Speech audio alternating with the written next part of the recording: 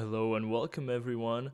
In today's episode of SwiftUI from scratch, we will be learning about basic shapes, variables inside of views, and also about a very useful utility named SF symbols inside SwiftUI. Before we start coding, let me remind you of our GitHub account. Visit the link in the description to see the code from all the episodes and also with free exercises for you. The first topic of today's video are shapes. As with everything in SwiftUI, shapes are also views. In this video, we're going to take a look on how to render basic shapes on your screen. The first shape we're going to cover is a circle shape. Simply write circle and use the braces again since you are initializing a view, and a black circle in the middle of your screen should appear.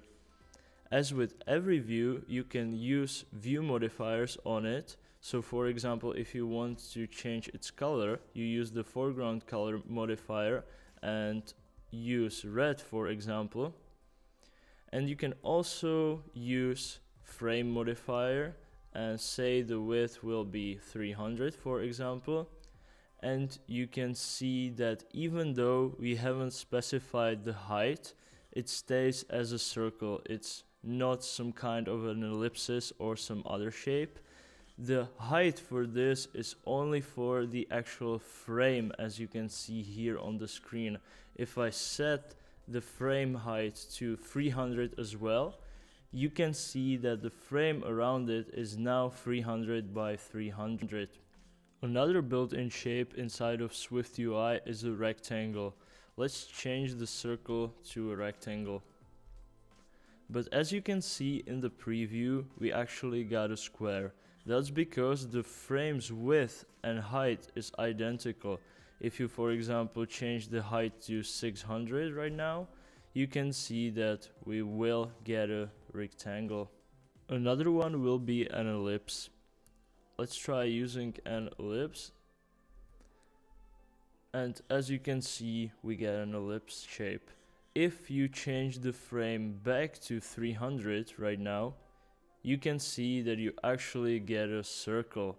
So ellipses with width and a height being the same is a circle.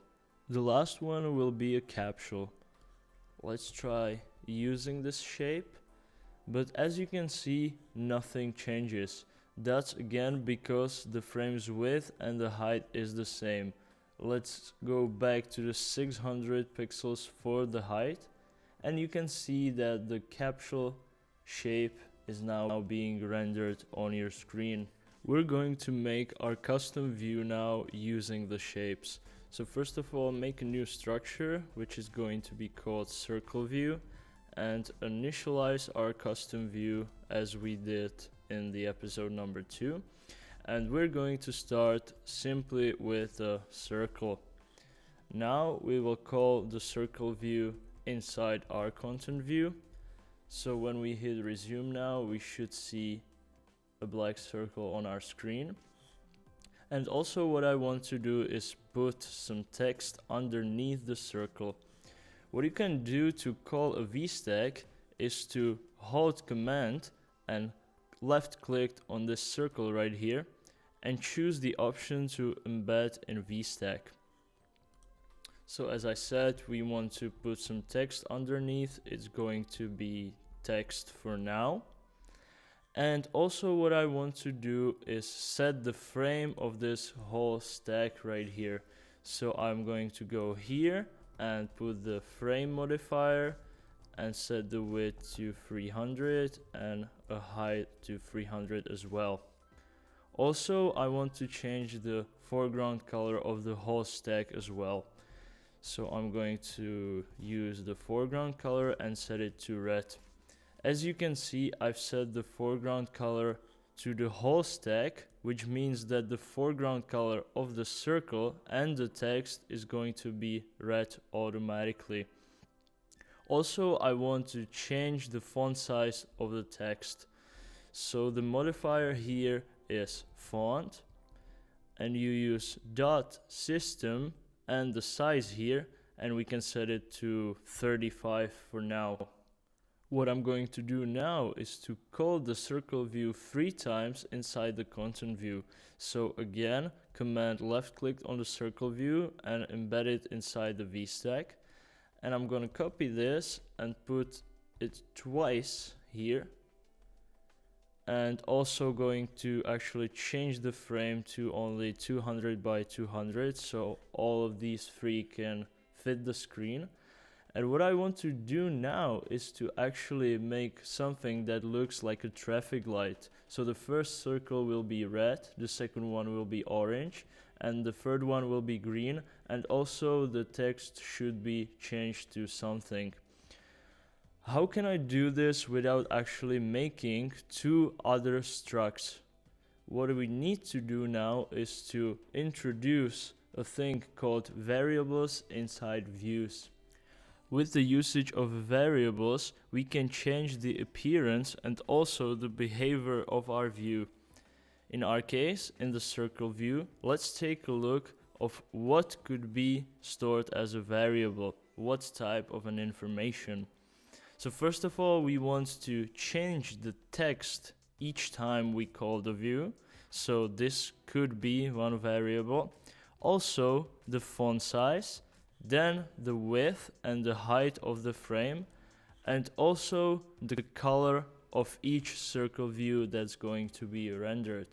First of all, let's take a look on how to declare our variables. So inside our view, we declare our variables before our body property. So we either say let, if this is a constant, which means that the variable will not be changing over time, or we use var if the variable is expected to change after some time. For this, we don't want the variable to change anytime soon, so we'll say that let our text, and then the text is going to be a type of a string. This is our text right here. What we can do now is, instead of this exact string right here, we can call the name of our variable right here. So we will put text in here. You can say that it actually is being highlighted in green. And the error we get immediately is that we're missing an argument for calling this view, because the view doesn't know what type of text or what text you want to render on the screen, because you haven't initialized the variable. So if you tap on an error, you can actually hit this fix button, and here we can say what type of text we want to render on the view. So as with traffic lights, we're going to go with stop on the first, then again on the second one we say ready, and on the third one we'll say go. If you try to resume your view, you can see that we have 3 of a same view being called inside of Vstack, but the parameter is a text that changes the appearance of the view. Let's try doing the same things with the rest of the variables we've mentioned before. So I want to make a variable which will hold the width of the frame. So let's say let width, and 200, which is a whole number, looks like an integer, so I'm going to put type of an integer here. And instead of this 200 right here, I'm going to copy the name of my variable and put it right here. But as you can see, we're going to get an error. The width expects to be the type of a CG float, not an integer. The type of a CG float is a number with a floating point, because you can, for example, put 200.25 in here, and this is a CG float. Well, that's okay. We're going to put a CG float right here instead of an integer, and again copy this variable name right here, and you can see that everything works great. Also for the height, I want to be the same as the width, so I don't have to declare another variable for this and just simply put width here as well. And again, you can see an error that we're missing an argument for parameter width in the call now. So we can simply fix it and saying that the first width is going to be 200, for example. The second one is going to be 150. And also the third one will be 100. If you resume the preview now, you can see that it goes from the biggest, which is 200, to the smallest, which is 100 pixels. Let's do the same exact thing for the rest. We want to have a variable for the font size, so let's go let font size, and this is also a CG float, and put the font size right here. Also, we want to have a variable for the foreground color. So we say let color, and this is actually a type which is specific for SwiftUI. This is not in vanilla Swift, and this can hold an information of a color. I'm going to cover the color type in depth in later episodes, so don't worry about it now. So again, instead of the red right here, we will put the name of a variable here. And all we have to do now is to fill out the parameters. So we'll go font size of 30, for example, and then the color as the first one will be red. In the second one, let's go with font size of 25 and a color of being an orange, the middle one. And for the final one, we'll go with font size 20 and a color of green.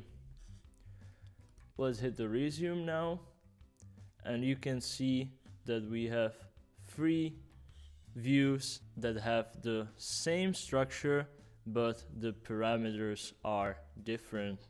Let's say that I want the width and the height to be 200 pixels each time.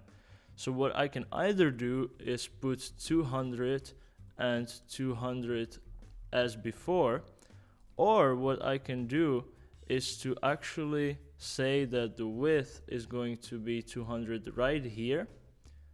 But what is going to happen is that we're now going to get an extra argument in the call, because here we're saying that the width is going to be 200, but when we actually calling the view, we're trying to change the variables inside the call, which is something that you cannot do. So the way to fix this is to actually now erase the width parameter, and the program should compile once more. Let's hit resume. And you can see that every single frame is actually 200 now. Let's actually now step back one more time and put the parameter back in. So how would I get rid of this error if I actually want to have equals 200 right here? So because the width is a let constant again, meaning that its value cannot change over time, it cannot be changed inside the call of the view. If we change this keyword from let to var actually now, the code will compile now. Although this does not make a lot of sense to say that the width is going to be 200 right here and then change it to 200, 150 and 100. This is a way of how you can actually get rid of this error. Let's take a step back now and look at something much more easier. We're going to talk about SF symbols, which is a great utility built inside of SwiftUI, free for anyone to use. SF symbols are basically built-in icons inside of Xcode for you to use. If you want, you can download a free application from the App Store called Sanfran Symbols, which is basically a catalog of all the available symbols inside Xcode. However, you don't need to install this application for this to work. Let's get back into our code for the last time. To initialize an SF symbol, simply use the image view, but inside the parameter, write system name, and here it actually expects a string, which is going to be a name of an icon inside the Sanfran Symbols catalog. That is why it is useful to have the app downloaded. On the right side, you can see the app and all the categories of the icons available for you.